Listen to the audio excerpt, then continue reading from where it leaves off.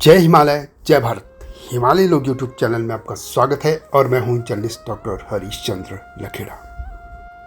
आज के उत्तराखंड में पहले गढ़वाल और कुमाऊं दो देश हुआ करते थे, या जिनको हम रियासत कह सकते हैं। और दोनों ही रियासतों के जो राजा थे, यानी गढ़वाल के पंवार और कुमाऊं के चंद, अपनी सेना में हिमाचल से लाकर भाड़े के सैनिकों को बड़ी संख्या में भर्ती करते थे और बाद में यह लोग यहीं बस गए, यहीं समाज का हिस्सा बन गए। हिमाचल से आए अधिकतर सैनिक खस मूल के ही थे, परंतु यह जानने लायक है कि उन्हें उत्तराखंड यानी दोनों जो रियासतें थी, गढ़वाल और कुमाऊं, दोनों ही जगह उनको राजपूत दल कहा जाता था। जबकि जो स्थानीय लोग जो सेना में भर्ती होते थे, चाहे वो ब्राह्मण थे या ठाकुर यानी क्षत्रिय या जजमान, उनको खसिया दल कहा जाता था। इस तरह दोनों राजाओं के जो दल थे, उनमें एक खसिया दल होता था और दूसरा राजपूत दल कहलाता था। यानी सिर्फ हिमाचली नहीं, जो बाहर से भी, मैदानी क्षेत्रों से भी जो वहाँ पे भाड़े के सैनिक आते थे, उनको राजपूत दल कहा जाता था। हालांकि उनमें जैसे हिमाचल के तो बड़ी संख्या में खसिया ही होते थे। गढ़वाल और कुमाऊं दोनों के जो राजा थे, वे क्यों अधिकतर हिमाचल से भाड़े के सैनिक बुलाते थे, इन तमाम बातों पर मैं यहाँ पर विस्तार से बताऊंगा। लेकिन जब तक मैं आगे बढ़ूँ, तब तक आपसे अनुरोध है कि इस हिमालय सभ्यता पर केंद्रित हिमालय लोक चैनल को सब्सक्राइब अवश्य कर दीजिए।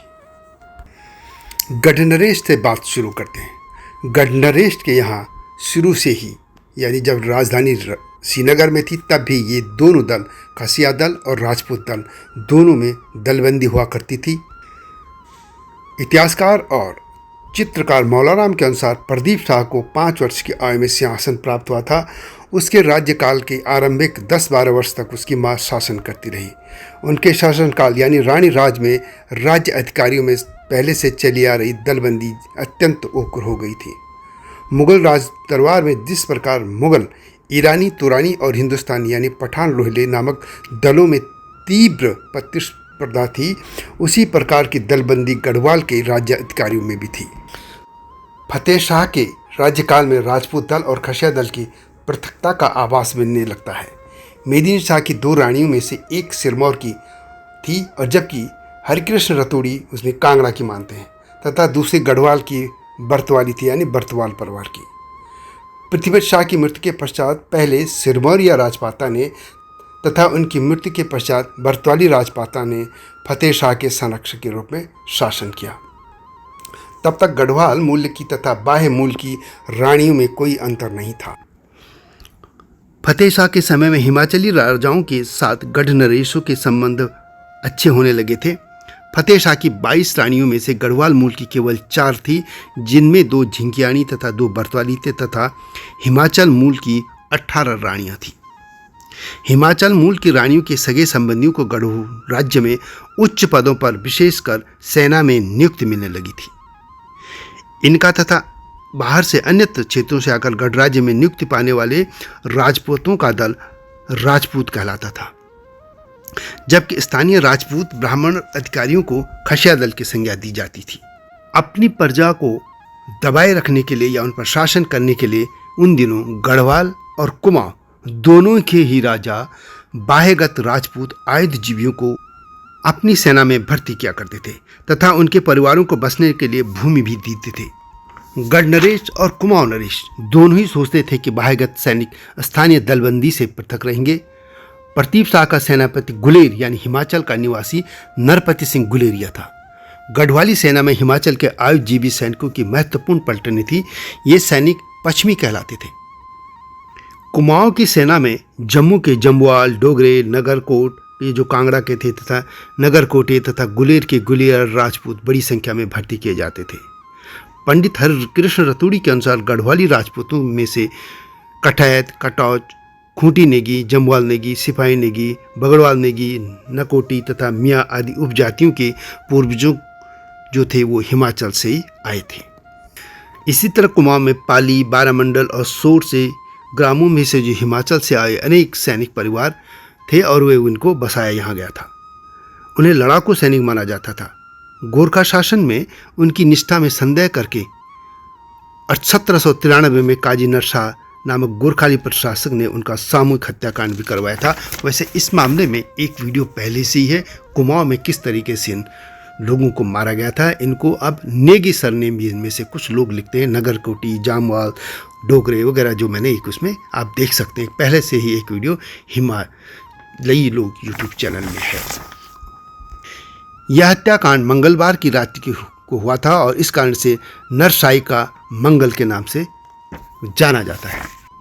उत्तराखंड के इंसाइक्लोपीडिया और प्रसिद्ध इतिहासकार डॉक्टर शिव प्रसाद डबलाल चारण अपनी पुस्तक गढ़वाल का इतिहास 2 भाग में लिखते हैं कि गढ़वाल कुमाऊं दोनों के राजा तथा बाह्यगत राजपूत स्थानीय राजपूतों को खसिया कहते और उन्हें हे दृष्टि से देखते थे। दोनों राज्यों के राजा अपनी पुत्रियों का विवाह राज्य के बाहर के राजकुमारों या ठाकुरों से करते थे। कुमाऊं के चंद राजा कत्यूरी राजवंश से उत्पन्न लड़कियों के डोले तो स्वीकार कर लेते थे, पर कत्यूरियों को अपनी पुत्रियां नहीं देते थे। फतेह शाह के राज्यकाल में हिमाचली तथा डोटियाली रानियों की संख्या और प्रभुता बढ़ने लगी थी। डोटियाली यानी डोटियाल क्षेत्र, जो कि आज के नेपाल क्षेत्र में है, और कुमाऊं से आगे नेपाल जो जुड़ा क्षेत्र है उधर ही डोटी क्षेत्र है, उनको डोटी कह लेते थे, और जिनके लोग आज भी उत्तराखंड में डोटियाल कहलाते हैं। इस पर भी एक अलग वीडियो है कि डोटियाल क्यों कहे जाते हैं, एक वीडियो आप देख सकते हैं। तो इस तरह फतेह शाह के जो राज्यकाल था उसमें हिमाचल और डोटियाली रानियों की संख्या और प्रभुता बढ़ने लगी थी। और पहले तो गढ़ नरेश उच्च गढ़वाली राजपूतों की पुत्रियों के डोले स्वीकार करके उन्हें केवल खबासन का ही पद देने लगे थे, जिससे उनका ज्येष्ठ पुत्र होने पर भी कम असल कहलाते थे और वे सिंहासन प्राप्त नहीं कर पाते थे।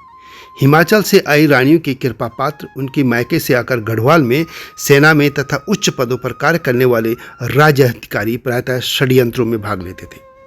बाह्यगत आयुजीवी स्थानीय राजनीतिकों के सहयोग से अपना अस्तित्व तथा महत्व बनाए रखने के लिए दोनों राज्यों के मध्य निरंतर युद्ध की परिस्थिति बनाए रखना चाहते थे।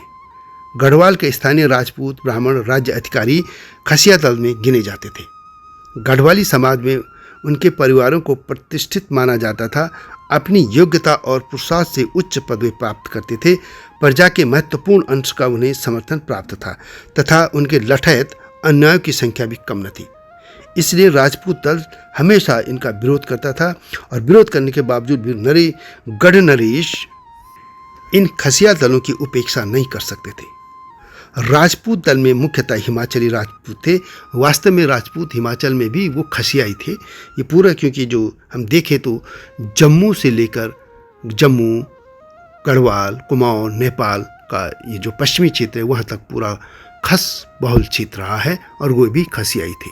कि खुद डोगरे भी खसियाई हैं और उनकी एक वीडियो अलग से इस चैनल में है, आप देख सकते हैं। तो फतेह शाह के राज्यकाल तक शक्तिशाली गढ़ नरेश दोनों दलों को अपने नियंत्रण में रखकर दोनों की शक्ति एवं योग्यता से समुचित लाभ उठाते थे, किंतु रानी के दुर्बल शासन में दोनों दलों की प्रतिद्वंदिता और वैमनस्य चरम सीमा तक पहुंच गए थे। ये बात प्रदीप शाह की हो रही है, जो कि छोटे थे और उनके शासन उनकी माता यानी रानी ने चलाया था। गढ़वाल कुमाऊं के इस इतिहास को क्रमबद्ध तरीके से छोटी छोटी वीडियो करके मैं आपके सामने ला रहा हूँ। इसी तरह की वीडियो नेपाल पे होंगी, हिमाचल पे होंगी, जम्मू कश्मीर पे भी होंगी, आप देखते रहिए। यह वीडियो कैसी लगी कमेंट में अवश्य लिखें और हिमालय सभ्यता पर केंद्रित इस चैनल को सब्सक्राइब करना न भूलना। वीडियो को लाइक भी कीजिएगा और शेयर भी कीजिएगा, यह विनम्र अनुरोध है। अगली वीडियो की प्रतीक्षा कीजिए, तब तक जय हिमालय, जय भारत। हिमालय पे पेड़ हो तो गीत गाएंगी नदियाँ, गीत गाएंगी नदियाँ। पेड़ों पे चिड़िया है तो गीत गाएंगी नदियाँ, पेड़ों पे चिड़िया है तो गीत गाएंगी नदियाँ। माँ की लोरी जैसे होते हैं नदियों के गीत।